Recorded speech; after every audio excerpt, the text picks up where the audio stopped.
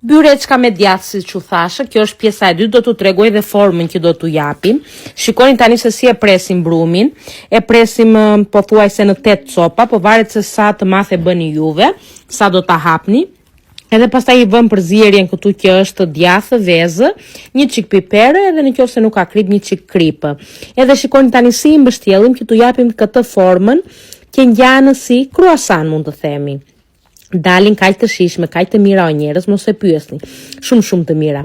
Tani I vëmë në tepsi kështu me radhën, në një letër kuzhine, që të mona ngjite në tepsi, kuptohet. Edhe pastaj nga lartë do t'i lyejmë me vezë, që të marrin atë ngjyrën e verdhë kur të piqen në furrë dhe të bënin ashtu jam të mira.